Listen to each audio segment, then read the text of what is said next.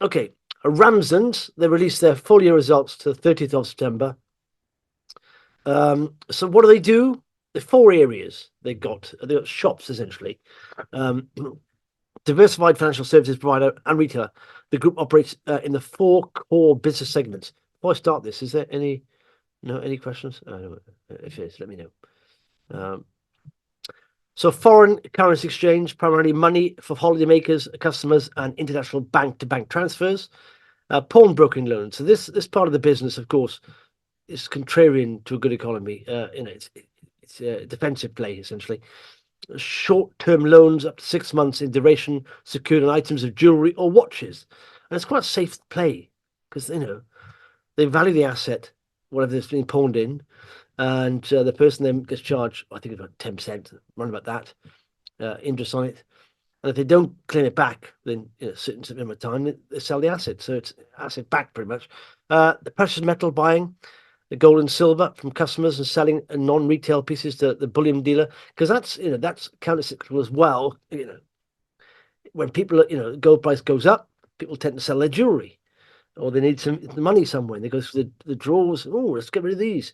That's decent. And the retailing of luxury pre-owned watches and pre-owned new jewelry. So I thought the results were very good. They did say certain parts of the business were a little bit flat, but I think the valuation is good here. This is the results. 65 million market cap, 60 million enterprise value, of course, and that means there's more cash than debt. Net assets of 152, not far off really. The volume is okay-ish. Revenue 83 million. So 65 million market, 83 million, they're profitable. Generating profit of 10.1 million, which you can see that on the enterprise value, It's like, it's good value, that.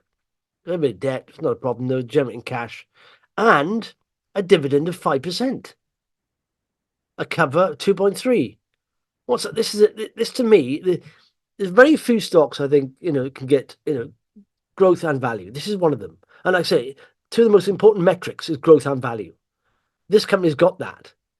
And it's got some potential as well. It's not, it's not mega blow the doors off potential, but it's quite safe, potential. I think it's not highly risky. It's not highly rewardy. It's quite rewardy, So if you scroll down, look at that growth, top points, operating profit growth, top points, net profit growth. Okay, it's not too bad. 18% growth, operating cash flow, 12% growth, free cash flow up to 134%. Value, all good. Price of sales, 0.78. Price to earnings, 8. A PE of 8. That's what it is. EBITDA, 4. Price of free cash was down to investing in stores, and that's what I quite like. The roll up these stores. It's to them, they know it's a business model they know very well. It's a copy and paste, And I was listening to the guy, Paul Kenyon, the CEO, being interviewed on, I think it was Sky News, and he was saying that there are 350 towns in the UK that have a population of 30,000 people or more. So they've got stores in towns of 15,000. So, and it works. But if they just target those stores, those towns with 350,000 people, that's 350 stores they're going to do. They've got 160 at the moment. But he said he has a target about 300 stores. So the health is good. Efficiency is good. What's missing? Like I said, if you look at three metrics, pretty much, as long as the health and efficiency don't really move share prices, but it's good to have them in your favor. Like if a company's unhealthy, it can suppress the share price. But the real growth, share price drivers are growth, value, and of course, then you make sure you're in the right momentum. It's not got that, which is annoying. Now, the forecasts, and they're based on quite modest multiples. I think it'll grow more than this. They did 27%. They're rolling out 8 to 12 shops a year.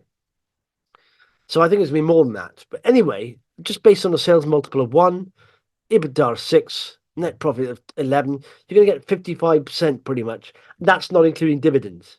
So of course, you've got dividends of 5% pretty much. If it stays that, that's 70% next couple of years. So I quite like that. I think it's a steady as she goes play. And in fact, it's The chart's annoying. Like I said, it. I should have waited maybe, and RFX. Look, you can see that trading range there. It'll be in that trading range for a while now. It's not a bad thing. Looks like so you're getting 5% on my money. So I don't mind it hanging around there for a while and just reinvesting the dividends. It's fine. But and it's too early for a rise. I mean, I can see it doing this trading range for a while. When's the next? I mean, they've only just come up with final results, so I can't see them doing a trading update for a while. But it's one of those things where if it's in a range, it comes down here, comes towards net assets. You buy the dip. I think that the full dividend X date is the 15th of next month. So this is a presentation from Ramsden, right? It's like growing, and I think it's a proven business model. They know it works, and in fact, listen, the guy says essentially it's about we know our business works. It's just finding the right locations, and you have to be very picky about that. And so we've I think he said evaluated already about 10 stores, but to wait for the right deals to come along. So they drive 2 stores relocated the year, 8 new stores open during the year. They're doing between 8 and 12 a year. That's what they're doing, and they're mainly based in up north, but they are coming down south. Some in Wales. Strong pipeline for full year 2024 and beyond. Strategic expansion in the southeast continued. Grow on. This is very interesting. The online presence.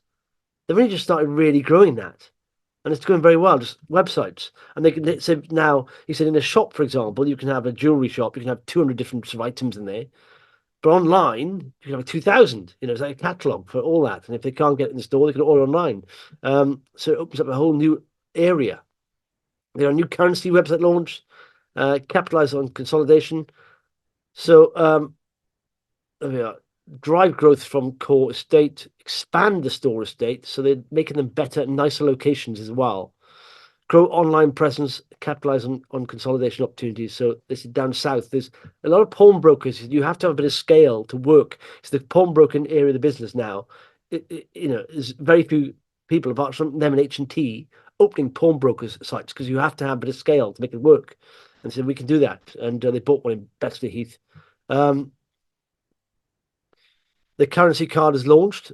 Demands for loans are expected to remain high for the short term, given the economic climate and competitive landscape. Repayment rates expect to remain consistent. Retail jewelry impacted by economic climate, but still an opportunity for growth. Purchase of precious metals, short to medium term volumes should be maintained as gold price expected to remain high. So 2 years relocated, flexible leases. This is quite interesting. So essentially, they start making profit in year 4 of the stores. Okay. And they say we're on track to achieve our strategy of 8 to 12 new locations per year, with 9 new stores planned for this year. A healthy pipeline for targeted stores, new stores opening Cardiff, Poole, and Blackburn. So they're like here, they're coming down here, a few down here. And look at this online revenue, online jewelry revenue. And they've only just, they increased 70% year on year. And they're improving the websites, updating them. But look at that, from 2018, almost nothing. Got to sort of what, shy of 1 million by 2020. By 2021, it's almost 3 million. 4 million, 6.5 million online jewelry. Other services are launching a foreign currency website, pawnbroking website, and precious metals website. I see a lot of growth there online, Yeah, people like to walk in, but online is where it's at, isn't it? Say expansion in the southeast, all that stuff there, that's in there. And just looking at this, right? I don't know if I'm right with these figures, but if you look at this, it's pretty much, £28,000 net capital, year 4, the pre-tax profit for one branch. This is not including online, just on one branch. It's about 80,000 profit before tax. So in a year 4, so a minimum of 8 branches, they're doing 8 to 12. So that's 80K, turns out that's 640K profit before tax. So if you put that on a multiple of 5, which is quite conservative, that's 3.2 million in value generated from those sites a year.